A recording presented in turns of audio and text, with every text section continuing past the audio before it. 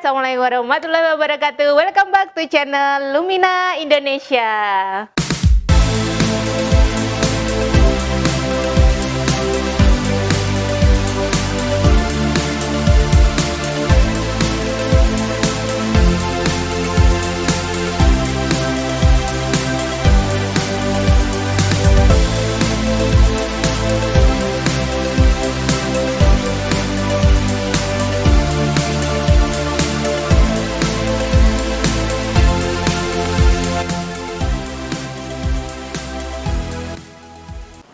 Apa target Anda melihat video ini? Lalu bagaimana cara mencapai atau mengimplementasikan video-video yang Anda lihat di YouTube Lumina Indonesia? Sahabat kaget ya, saya buka dengan pertanyaan seperti itu. Ini adalah salah satu contoh pertanyaan yang dilakukan oleh seorang pemimpin atau tim leadernya kepada bawahannya dengan gaya coaching. Kenapa sih ya kita perlu tahu banget nih sebagai seorang pemimpin, sebagai seorang tim leader, atau sebagai seorang supervisor yang kalian memiliki bawahan lebih daripada satu, atau kalian sebagai seorang kepala rumah tangga, kenapa sih wajib banget kita harus tahu makna dari coaching? Biasanya kita tahu coaching ini kan dilakukan oleh mereka yang punya certified coaching ya. Mereka yang melanglang buana di perusahaan-perusahaan besar yang membantu perusahaan-perusahaan ini untuk mencapai batasnya atau mencapai peak performance yang diharapkan atau mencapai goal yang diinginkan. Di video kali ini Lumina ingin membahas nih dasar dari makna coaching itu sendiri apa. Dan kenapa sih kita perlu banget mempelajari coaching, terutama di dunia bisnis dan non-bisnis nih, di perusahaan dan non-perusahaan, dan kita di level sebagai seorang pemimpin mulai dari level 1 dengan level 3. Level yang bawahannya minimal 1 sampai dengan sahabat sebagai seorang pemimpin yang bawahannya seabrek gitu. Kita simak video ini sampai selesai dan jangan lupa ya, nyalakan tombol loncengnya biar kalian gak ketinggalan kalau Lumina ada konten-konten yang baru. Subscribe, like, dan komen kalau kalian merasa konten yang disajikan oleh Lumina ini memberikan inspirasi yang banyak banget untuk orang lain. Coaching secara umum maknanya adalah proses interaksi hubungan antara pemimpin dan karyawannya untuk meningkatkan kapabilitas, meningkatkan kompetensi, meningkatkan keahlian, dan memunculkan kesadaran terdalam mereka untuk mau berusaha lebih mencapai goal di dalam sebuah perusahaan atau sebuah tim. Kalau coaching sendiri secara internasional ya sahabat semuanya itu sudah punya asosiasinya, namanya International Coaching Federation atau ICF.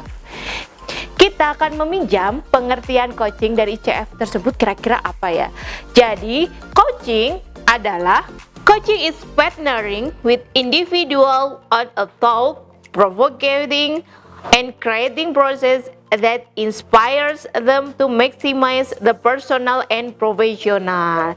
Jadi sahabat semuanya, coaching ini artinya adalah sebuah aktivitas bermitra ya, berteman, berpartner nih dengan bawahan atau tim kita untuk memunculkan kreativitas, untuk memunculkan profesionalisme sehingga mencapai tujuan yang diharapkan dari coaching itu sendiri. Dari pengertian tadi kita tahu semua ya sahabat, coaching itu ternyata ada 3 karakteristik ya atau poin yang perlu kita ketahui. Yang pertama, hubungan interaksi kemitraan. Yang kedua adalah membantu melibatkan proses kreativitas atau memunculkan kreativitas dari individu. Yang ketiga ini sahabat yang paling penting, bisa memunculkan profesionalisme atau memunculkan potensi yang diharapkan dari tujuan coaching itu sendiri. Jadi sahabat semuanya yang merasa sebagai seorang pemimpin kesulitan dan bingung banget nih gimana saya mau menaikkan performansi, kinerja, profesionalisme dari sebuah tim gitu ya. Segala cara mungkin sudah sahabat coba ya, tapi hasilnya masih nihil atau belum sesuai dengan keinginan. Sahabat boleh coba cara ini, yaitu sahabat melakukan coaching. Tentu coaching yang efektif itu harus sesuai dengan tahapan-tahapan yang akan dibangun. Ada beberapa faktor yang mempengaruhi keberhasilan kita dalam melakukan coaching. Keahlian kita dalam melakukan komunikasi. Tentu ya sahabat semuanya, kalau kita tidak bisa memunculkan pertanyaan yang tepat, kita tidak bisa menangkap sisi-sisi kesadaran mana yang perlu kita angkat dari klien atau dari karyawan kita atau dari tim kita, tentu keberhasilan coaching itu atau proses coaching, pertanyaan yang diajukan tidak akan sesuai atau tidak akan bisa memunculkan profesionalisme atau yang diinginkan. Yang selanjutnya yaitu aktif mendengarkan. Jadi di proses coaching ini kita sangat dilarang banget memberikan feedback atau mengomentari secara langsung dan terus-menerus apa yang disampaikan oleh tim atau bawahan kita. Kita perlu mendengarkan dengan seksama semua yang dia sampaikan, walaupun yang mereka sampaikan menurut kita nggak pas nih, nggak sesuai.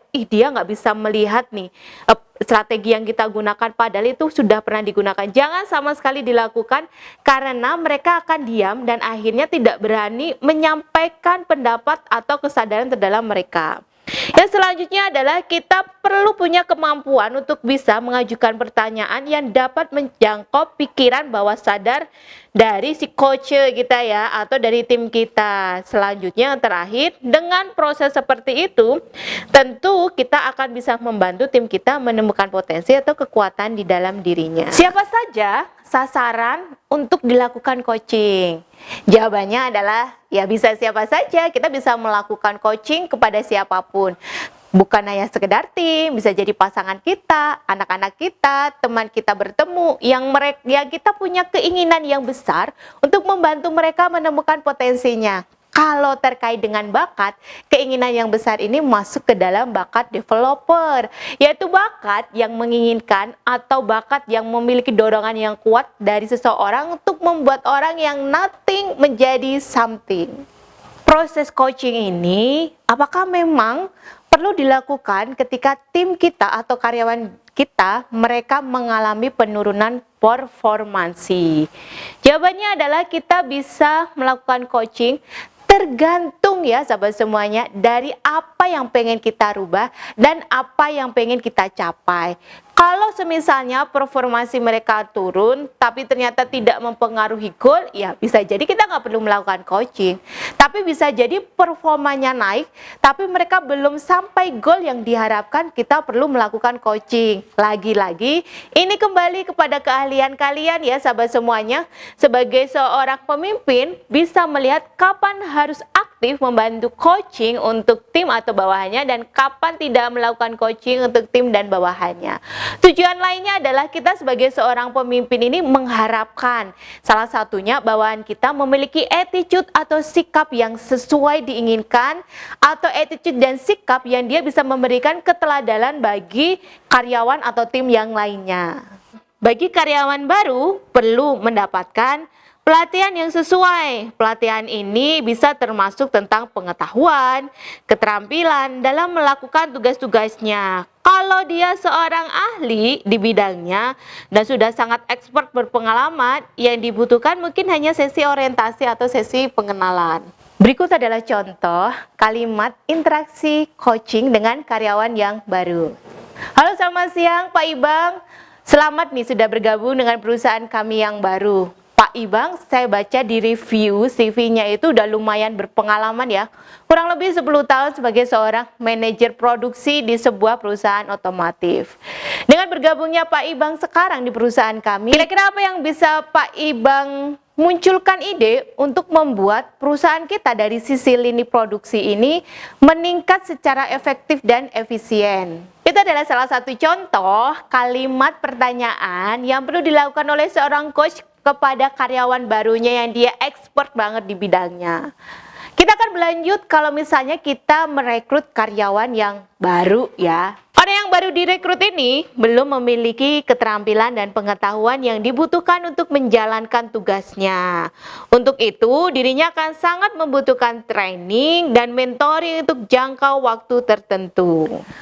Kenapa sih alasannya? Kita sebagai seorang pemimpin perlu melakukan coaching kepada bawahan atau tim kita. Padahal yang kita ketahui bersama, ketika mereka menjadi karyawan baru, karyawan yang sudah expert ataupun baru saja direkrut, Mereka kan sudah melewati masa training, masa orientasi, dan yang lain sebagainya. Kenapa kita masih perlu melakukan coaching ya? Jawabannya adalah, sebagai pemimpin, mungkin kita adalah orang yang diikuti banyak sekali bawahan kita, karena kebanyakan ketika mereka masuk di perusahaan, mereka dibayar, mereka digaji, salah satunya untuk memiliki kedisiplinan, mengikuti peraturan, rule, dan atasan ya. Untuk menjadi seorang pemimpin yang sejati, pemimpin yang transformasional, yang terkenal mereka mampu mendorong atau membawa perusahaannya mencapai goals yang diinginkan jauh lebih cepat, harus memiliki keahlian atau kompetensi, bisa menginspirasi, bisa memberikan pengaruh yang positif, dan juga bisa menjadi teladan bagi karyawan kita untuk semua lini. Kenapa kita perlu melakukan itu sebagai seorang pemimpin? Agar kita bisa menciptakan atau menghadirkan atau memunculkan dampak efek positif, sehingga kita perlu terus-menerus memberikan dukungan nih bagi tim kita, bawahan kita, untuk mereka terus tumbuh secara berkelanjutan, secara terus-menerus melakukan perbaikan, continuous improvement, walaupun untuk hal-hal yang kecil dan sederhana ya, dan membantu bawahan kita untuk mencapai tingkat kesadaran yang dibutuhkan untuk menjadi pribadi yang sangat sukses, sahabat semuanya. Gimana sahabat semuanya, sudah tahu dan lebih ngerti lagi kan kenapa kita semua sebagai seorang pemimpin perlu memiliki keahlian untuk melakukan coaching pada bawahan kita? Tentu saja keahlian ini akan mencapai tujuannya kalau sahabat semuanya melakukan coaching sesuai dengan tahapan-tahapannya.